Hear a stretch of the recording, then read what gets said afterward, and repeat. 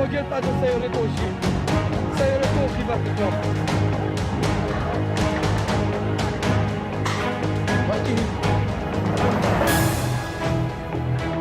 ومنكم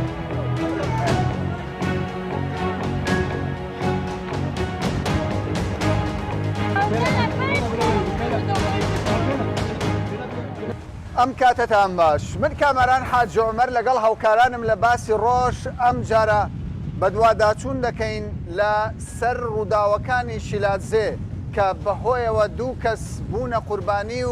و زیاتر لە 14 کەسی دیکە بریندار بوون. ڕووداوەکەی شیلاتزێ کە لەم بەرزایانە ڕوویدا لە نێوان بەشێک لە خۆپێشاندەران و یەکەکانی سەربازی هێزەکانی تورکیا ڕووبەڕووبوونەوە دروست بوو. بەهۆیەوە ژمارەیەک لە هاوڵاتیان بوونە قوربانی و ئالۆزێکی زۆر لە دەڤەری شیلاتزێ و ئامێدی لێکەوتەوە. ئێمە هەوڵ دەدەین زانیاریتان بدەینێ سەبارەت بە هۆکاری دروستبوونی ئەم ڕووداوە و دەرەنجامەکانی ئەو ڕووداوە بە شێوەیەکی گشتی لەم ناوچەیەدا لەگەڵمان بن.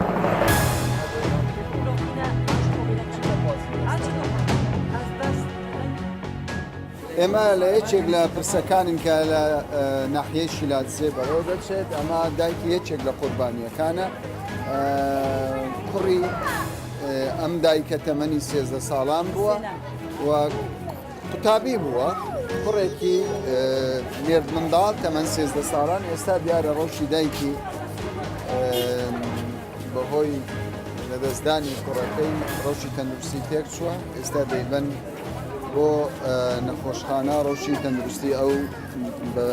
ناوخۆ دەبینن خراپ تێک چووە. دیارە ئەمە یەک پرسە نییە پرسەیەکی دیکەش هەیە هەر لەو ناوچەیەدا تاوەکو ئێستا وەکو باسیەوە دەکەن بەهۆی بوونی پەتەکە و بەهۆی بوونی سەربازانی تورکیا لەو دەڤەرە لە دەڤەری ئامێدی زیاتر لە 20 کەسی خەڵکی سڤیل بوونەتە قوربانی. ئێستا لە زۆربەی ماڵەکان دەتوانم بڵێم زیاتر لە 14 کەس بریندار بوونە و دوو کەسش بۆتە قوربانی لە نێو ماڵانە بەشی زۆریان گریان و فرمێسک و دڵگرانیە. دەتوانی بەحسی ئەو کوڕ بکەی ئەو قوربانی تەمەنیوی چەند بوو؟ حسێن بڕۆزەوەی منە تەمەنێوی 13 ساڵ بوو. ئەوژی وەکی هەر هادو نحدد شلازي أبد ما يبنى دو صلاة دنا سيه شهيد مدن حسين يسيو إكيبو سيو كمين شهيدة بله بس لما بنا ماليوه لا شلازي ودلالوكه بس بو فرق نينا يعني أبد دو صلاة يعني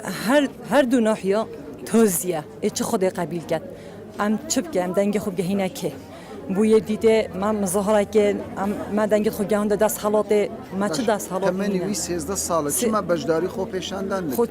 چما بس ما بس توی او بویز اوی چو گل یه دیده هرشی جندرم ترکا که بو چی داگه ما وکیا بو عسکری ترکا ده ناف مداد چکت کت ناف ترکا ده هنه نه بو عسكر دي نوف مدابين بو باكي كد نوف مدابين ما حتى كاغي ام دي بالظلم بين ظلم داعش بين ظلم باكي بين ظلم اردوغان بين كردنا باكي وسباي تركيا دكيتو اري والله دا خازيا من اوا نوف مدانا مينن اف ظالم نوف مدانا مينن كره اتفاقيانا كنا هيتيم جول بتشيك نابالغ يا عملي كي بريفيكا كويا تا دو طلقه سنگي كركيدون ان شاء الله خدي حقي بازانا كد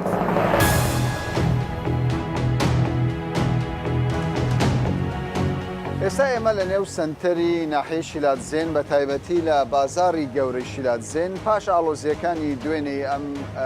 شارۆچکەیە کە لە نێوان بەشێک لە خۆپێشاندەران و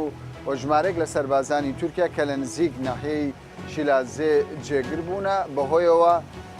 دوو کەس بۆتە قوربانی. بازاری شیلاتزێ ساردێکی تەواوی تێدا دەبیندرێت جموزۆڵی بازرگانی تا ڕادەیەکی زۆر وەستاوە کاریگەری هەبووە. بوونی هێزەکانی پەکەکە لەم ناوچەیە لە دەڤەری ئامێدی و بوونی هێزەکانی سوپای تورکیا لە چەند ناوچەیەکی ئەم دەڤەرەدا بۆتە هۆکارێکی گەورە و زیانگەیاندنێکی زۆر بە خەڵکی دانیشتوانی ئەم ناوچانە. ئێمە دەمانەوێت لە نزیکەوە بزانین خەڵکی ئەم ناوچانە بەهۆی بەریەککەوتن و ڕوبەڕووبوونەوەی هەردوو هێز لەم دەڤەرەیاندا چ داواکاریەکیان هەیە زیانەکانی ئەوان چین چۆن دەڕوانە ئەو ڕەوشەی کە ئێستا تێیدا دەگوزارێت لەگەڵمان بن.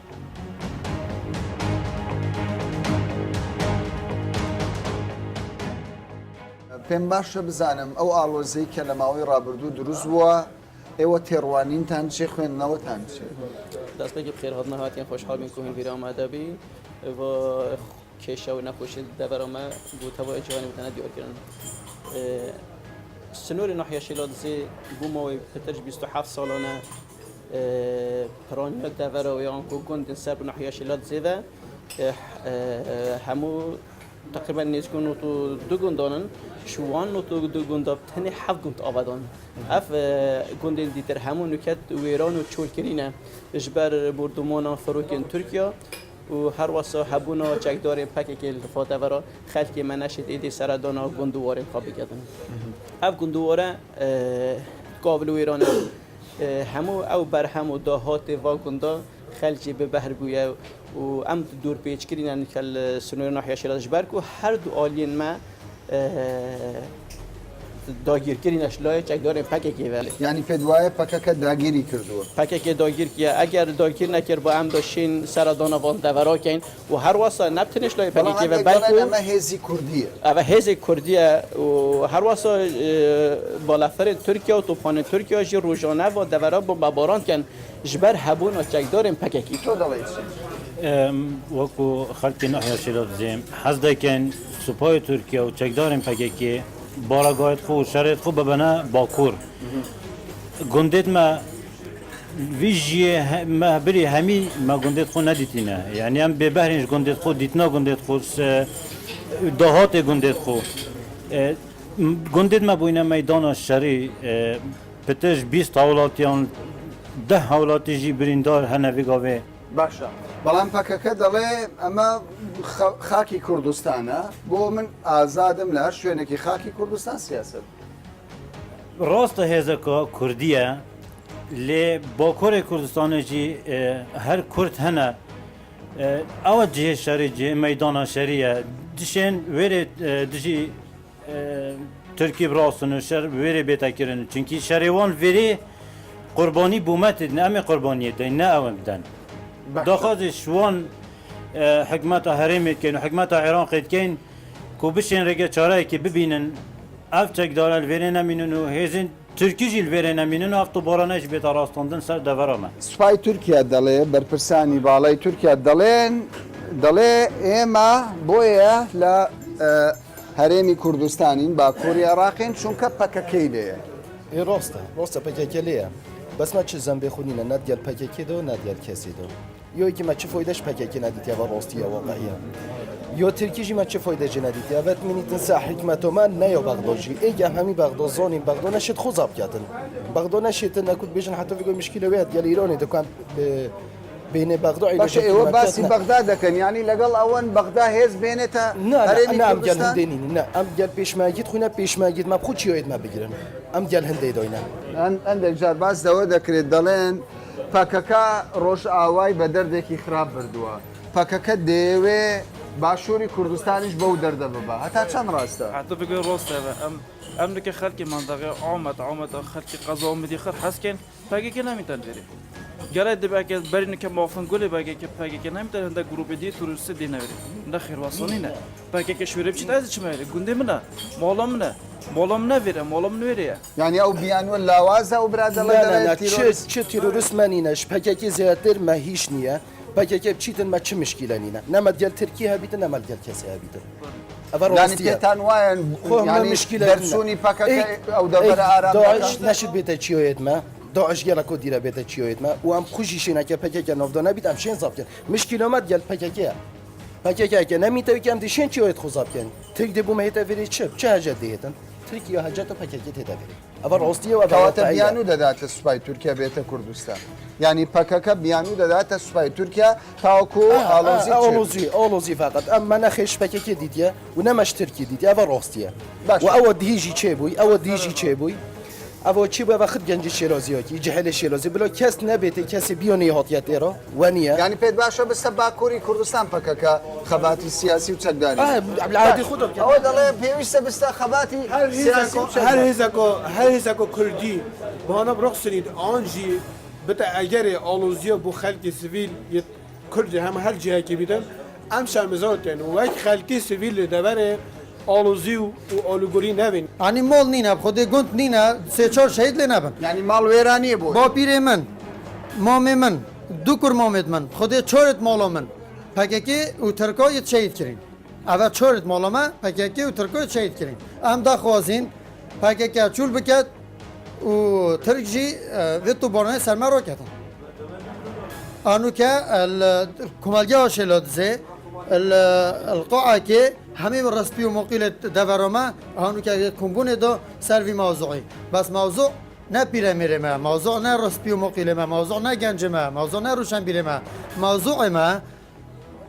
ام هوارد خود گهینه و من متحدات گهینه سروکاتی هرمید گهینه سروکاتی کمار عراقی وی آگیری سرسر ما راکن یعنی خودی مخبرک ما هایل بن وی چیایی خودی خلک من نشید چیدن تو زیارت خلی ملیت خلی بشید یعنی اکتر ساکب چویر طیاره لیداد یعنی اول هوت هم نشش دو سایدی خود در بکنیم سجن همه سجن کده همی راخت مدگرتی نو راخدی ممنوعه وی راخی ممنوعه راخی زباری ممنوعه لای امیدی همه کفرتو چیه چارەسەر شەوا دەبینی چارەسەر و ترک و پکک هر دو ویل جی چونو خلک آرامی بخوبجی تو خلکی اول جیانک و ساده و خوش گذراند بید و چه دیر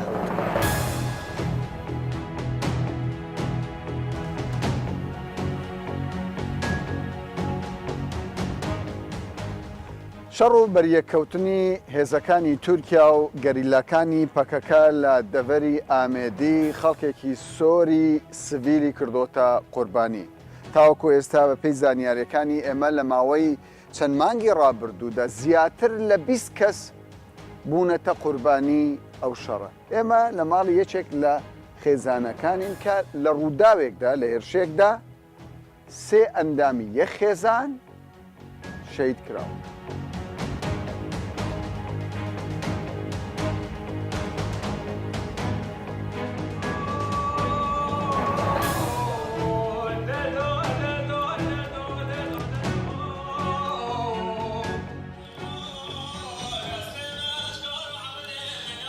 هاوبەشی خەمتانین دەکرێت پێمان بڵێیت چیرۆکی ئەو ڤیددیۆیە چییە؟ ئەvە برای من پێشمەرگە بین بەروکی شار پێشمەرگێ لێوە تایبەت لەشکری ئێکە بەڵێ ئەس گەلەکە خەم بۆرم ئەوە برای تۆیە؟ ئەvە برای منە ئەوەی کە ئێستا ستران دەبێژی برای بەڵێ ئەوە بەری ڕووداوەکەوە سەر بەرێ ڕووداوی 5 ڕۆژە 5 ڕۆژە بەڵێ چۆن بۆ ڕووداوەکەی برا؟ والله برای من بەروکی شاربی سنگی جەبهەیبی ئەو ڕەمەزان پێشمەرگەبی هاتە ماڵ ئیجازەیەش تەدریبی ئەو چل ڕۆژبی چوە تەدریبی هاتەوە ئەو دو ڕۆژبی هاتیەوە مێشی تویل چیای سڵال سەر گۆندێوێ چۆن و بیە 5 ڕۆژ و 6 ڕۆژ نەزەڤڕین مەچ ژێ نازانی و دیسا جها بۆمە هات گوت طیارە جهێوان دای دەوەرەوانیا لێرێ بەس ئەو بخۆ لێرە نینە نەتحازرن بلا خوێن ڕشتن بەس بیت بلا بەسە دلە عالەمێ بسوژیت دلێ مە سۆت بلا مە حەتە کەنگی دەخوێن ڕژیتن مە ئەف کوردستانە یۆب شەڕێ ئۆب شەهیدە ڕزگار کرە حەتە کەنگی یعنی ماڵێکی سێ شەهیدجی چوون ماڵێکی دو شەهید لێ چوون گەلێکی ماڵ بێسەر و شین بیب هەمە وێت لێ چوین حەتە کەنگی ئەم دێ شەهید دادن ما شەڕ نەبەسە بلا پکێکە بچیتن کوردستانە دی و سەر ئاخا و سەر وڵاتێ خۆ شەڕ بکەتن دا بەسە کەسانی سیڤیل یە بێگون نە شەهید ببیتە خەڵکێکی زۆر زەرەرمەند بوونە بوونەتە قوربانی بدیتناتە چارەسەر چاوا دەبە چارەسەری ئەم داخوازێژ حکوومەتە هەرێمە کوردستانی دیگەین و حکوومەتە عێراقی کۆ هەوڵ بدەن پێگیڤە چارەسەریە وی کێشا سیاسی بکەن چونکی ئەف هەر دوولایەنی سیاسی پەکێکە و تورکیا یا بووە یعنی گۆڕەپانە کوردستانەمە یا بووە گۆڕەپانەوە یا جەنگی و کورد هەژار و فەقیرە لێت هێنە شەهیدکردن بێ سەبەب یعنی نوکە حتا نوکەمە 142 گوند یە هەین منتەقامە ئەگەر خەلکیمە 10 سادی بچیتە سەر باژێر کێت خو گوندێت خۆ ئاوا کەتەوە بچیتە سەر استوی باوری دامه یعنی دی دهاتی باش بو خلکی پیدا بیتن باشه داخوازی و چی یعنی داخوازا من جه حکومت هرمی و جه همی لایکی اوه کو چاره سریک بو به باند تیروریستی و وان لایان دی هر واسه بهتا کیرن بلا بهنا یعنی بهتا چاره سر کیرن برای که دانستاندنه نه تا چاره سر کردن کرد فقیرا بچنه سر گند و مار واری و جهت خزور بیا و بیم موچنه یعنی دهاتی و چرایه دیچنه چیای نوکه بهار دهیتن دیچنه گلوگیای دمی چنه گلوگیای پا طیاره فروکی ترکیه جی حاجت تا پککی دی دانه دی کرد فقیرو جارال بر پیاچن اجا دهیجی یعنی راستی کار است که زور مازن بود حتی فروکی ترکیه جهاد نصر خلکی ما سویل یعنی زور بیا زوروکین ما فاتسین زور بیا خلکی ما یعنی گلک کار است که زور یا دلتازم بود هیچ سر خلکی نای گنجک یک سویل یه زاروک 12 سال کره شهیدی و با پیری ویژه شهید هات شهید کردن دست وان جدید ارتشا ترکیه ام داخازید که بلاد شر خوب بنناف خویا خدا چاره سری بخلویری بکن نه چاره سری اول سر آخامه نینه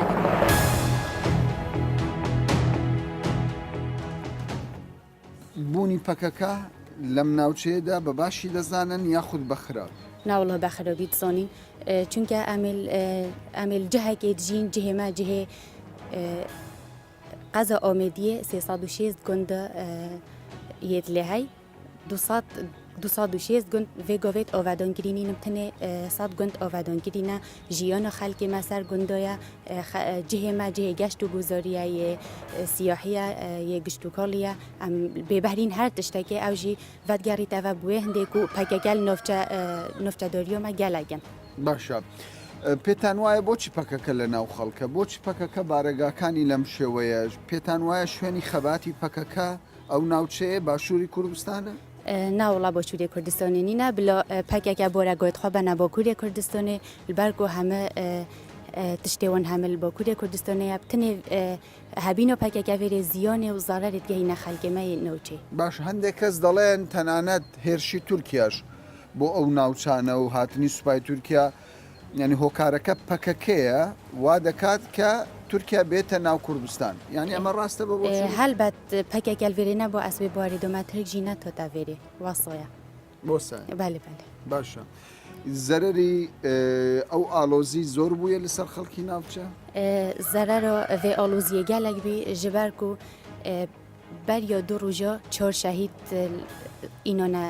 dêrelûkê û du kes jî yê berzene xelkê tehamil nekir rabîn ew xwe pîşandangir û ev aloziyê peyda kir. باشە hûn li malê xwe bi aramî dejîn em aramî najîn çünkü ev temenê min 19 sala û hêşta min gundê xwe nedîtiye ji ber çi sebebî PKK û Tirkiya şerê navbeynawan da çi bîr xelkê me tê te kuştin. Yani ew hewa şer hey her nesa xwekê xwe û şerî bikin hîn nav Kurdistanê da çi dikin. Yani heta vê govê em neşîm aramî bijîn hêşta em neşîn em her ji layê giyanî yani ji xwe tirsîn. حتی وی گوی خاک و ولات ما یا آزاد نینه حتی نه ما خوشی نینه جبروان دهن ناف حکومت شهری دیگه خلکی ما تیتا کشین کسی منت منینه داخوازیتە چی داخوازی ما حکومت هرم کردستان اوه شهری کی بتوی شهری وی آگری و منین پس خلکی ما تیتا کشین کسی منت منینه هزار گنج ما تینا کشین خری خو بیدن کرد حتی کنگی ابد مین نبیدن حتی کنگی خلکی ما تیتا کشتن خلکی ما دل دایکای تاسطن بابین مینا به زاروک مینا هتیم کسی منت کسی نینه خرج خو بدن كان سيرفيشري بلا ربن افي تركيا جو فيرب كنا دار باكيكاش فيرب كنا دار حتى كان ام دي بنت سيفانجي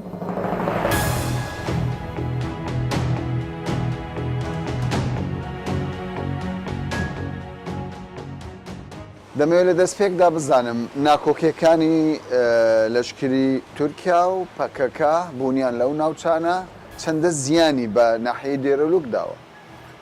بله حقیقت امشین بیجن ریوبر ناحیامان و کل سنتر کمالگاه دیرلوکه پیشکی از چین بیجما کو 56 گوند پیکتت ناحیه دیرلوک شوان گوند حتی نو که 8 گوند تنه خلک مالی آکنجینه دو کمالگاه تایبت میتین کمالگاه هیتیته گل سنتر ناحیه دیرلوک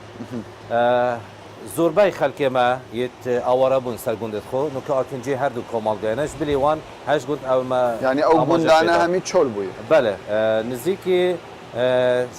56 نزدیکی 47 گوندت ما نو که چول کرینه شوی صدامی کوجی لشکریه جه ماترسیان و که خلک منشن قصد گنده خود کن هلبت او بسیارتن و که بحث کرد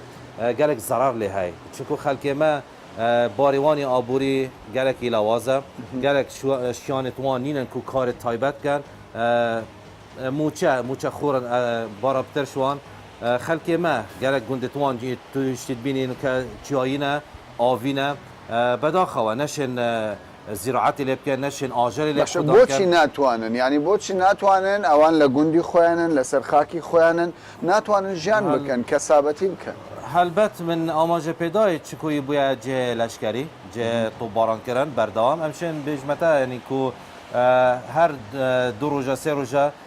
گوندتمە تێنە تۆبارانکردن gelek car nizîkê gundê me evê akîncî lê jî têne topbarankirin nexwasime berî heyvoniyê fil gundê berçî evê sercad digiştî dikevit topbaran hate kirin gundê zeraret madî xanît xelkî ketin ew jî heke husa bitine çar bin dê matirsî nav dilê xelkî çê bin باشە چەند کەس بۆ تە قوربانی بله ماوê rojekê bitine du cê hatine topbarankirin şilayê Firokxanê Tirkî بداخەوە ینی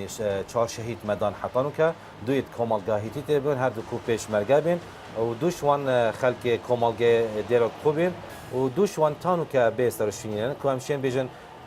شەش کەس مەرەمانی چیرێ چوبنە قەستا وارد گوندێت خوکردن بداخەوە چارشوان هاتنە شێتکردن دووشوان حەتان و کێلێگان بەردەوامە و ئەم پەیدا کرد باشە هەندێک جار لە هاوڵاتیان جێویست دەبن کە ئەو چیانە ئەو قەتچیانە پەکەکەی لێ ئەمە تا چەند ڕاستە من ئاماژە پێدای و گوندتمە ڕۆژانانە هەر دو ڕۆژ سێ ڕۆژ تێنە تۆبارانکردن ئەگەرە تۆبارانکردن بێ غەڕاست نینە هەلبەت یە بووە جهێ لەشکرت پەکەکێ یان سوپای تورکیە تەدەخڵاتی دادکەن پرێکە فڕۆکخانە یان gelek جار پرێکە مەدفع تێتە تۆبارانکردن ئەبێت نزیکی حدودی کەوایە بارودۆخێکی ئالۆزە ئێستا لەو ناوچە ئەم خەلکی خود دڵخۆشکن و وەک سنتەرت ناحیە وەک کۆمەڵگەتمە وەک وان گوندتمە ئەوێت خەک ئاکنجی چ مەترسی نینن چونکو پیلانت ئەمنی مێتەن حقت دانوستاندن بەردەوامێتەن گەر خەلکی وەکی دیژی ئالوزی وان دەڤەر وان چلو هەفت گوند ئەوێ ماماژە پێدای بەرین و کە یاتنە چولکردن چلو شە چلو هەفت ئەو مەترسی لێ هەی خەلکێمە gelek جارە هاوین نەچارن و قەستی گوندی خوب بکەن و gelek زیرعەت تانوکە لێرێ تێتەکردن gelek جوان عرد و دار و بار لێت هەین gelek جوان مێش تینگڤینی لێ هەی ئەوێت بتە جێ مەترسی سەر ژیانەوان مەژی gelek جار داخواست کردیش خەلکی خو کوڤان هەیامە کو خوڕاگرن نەچنەوان عردت کوی بووە جێ مەترسی سەر ژیانەوان بەڵام ئەوە چارەسەرە معقول لە خەڵکی باشووری کوردستان خەڵکی گوندنشین نەتوانن بچنە سەر زێدی باو و باپیرانی خۆیان ئەو شتی ئیشارەت پێدای ئاماژە پێدای ئەو چارەسەرەی نینە ئەوە چارەسەرێکی کاتیە بۆ سەلامەتی گیانی خەلکێمە چکو ئەم وەک بەرپرسەت ئیداری منتاقە ئەمشین بێژمایە کو دیفچونت ڕۆژانە گەل خەلکی دانستاندن مێتەن کو ژیان لازم بێتە پاراستن داخوازتمە گەل خەلکی gelek جارە کوڤان هەیامە نەچنەوێرێ بۆ کاتی حتا باشە چارەسەر بە بۆچوونی ئێوە چی دەبێت ینی وەکو بەرپرسی ئیداری وەکو هاوڵاتیەک وەکو دانیشتۆکی ئەو منتیقەیە ئەو ناوچەیە داخوازمە ئەوە کو شەر نێتە نافاخەمە چکو ڕاستی ئەم وارە خود زانن عردێمە گوندتمەنە شەرەکی کو چه غەڕاز خەلکێمەتیدا نەبێت دوو هێزت نەیتمەنە هێزێکی یە قووەتێکی ئەم بیژنی یە بەیانی وەک ترکی یان لەشکرێ پەکەکە کو ئەو ژی کوردن بەس شەرێوان نەسەروی ئاخیە شەرێوان دل ئاخا ترکیەتەکە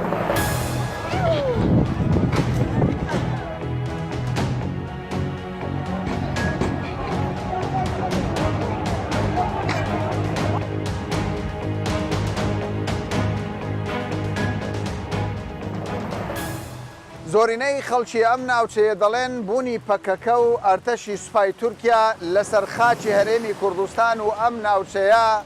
ماڵوێرانێکی گەورەی بۆ ئەوانی لێکەوتۆتەوە بێزگە لە زەرر و زیانی ماڵی وە زەرەری گیانیشی بۆ ئەوان لێکەوتۆتەوە دەشڵێن مانەوەی هێزەکانی پەکەکە و سوپای تورکیا لەم ناوچەیەدا چیرۆکەکانی